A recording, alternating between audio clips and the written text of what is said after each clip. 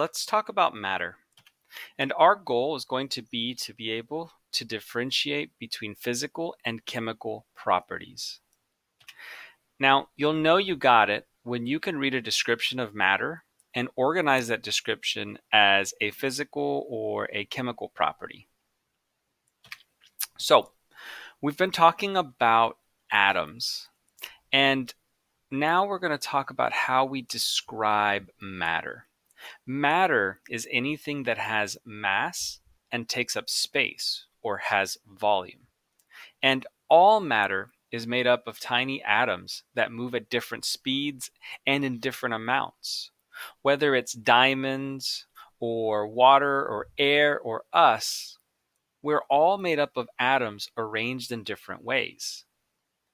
And chemists like to describe matter. Matter can be characterized as having physical and chemical properties. Describing the properties of matter allow chemists and everyone else to understand the same things about that matter.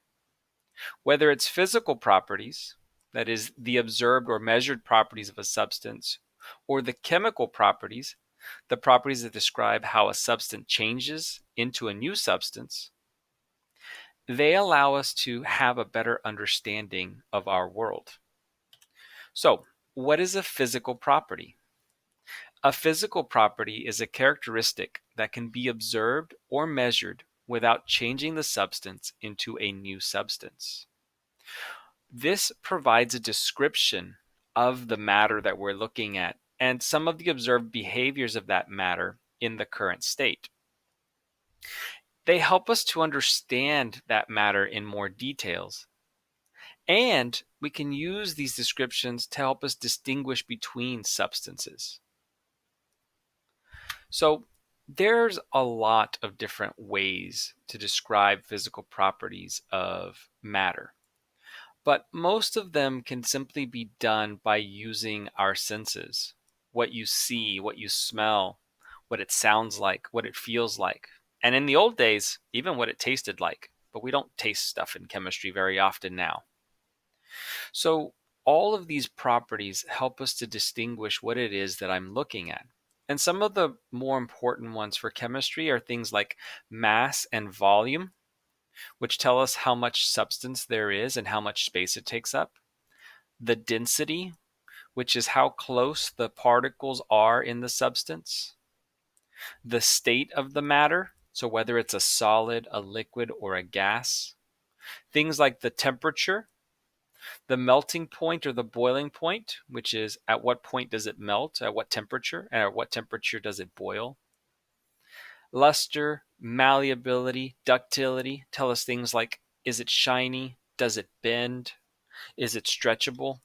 And then a big one in modern day is conductivity. Can it transfer electricity and heat? All of these properties are ways to help us distinguish all the different matter in our world. Now, what is a chemical property? Well, a chemical property describes a substance's ability to undergo a change and actually change into a new substance. They provide descriptions of how a substance reacts, and that's a big word, reacts. All chemical properties actually fall under this umbrella of reactivity. Gold reacts and corrodes in strong acids. And later we'll talk about how we can see evidence of reactions. But for now, here are some examples of some chemical properties. Things like combustible, which means to explode with lots of energy, typically in the presence of oxygen. Does it oxidize and rust? Does it corrode? Does something decompose and break down? And other keywords like the ability to form, it bonds with, it combines with. These physical and chemical properties help us to understand the matter that we're looking at. And the biggest difference between physical and chemical is whether or not the substance is changing. Physical describes the matter without changing it. Chemical describes how the matter changes into new substances.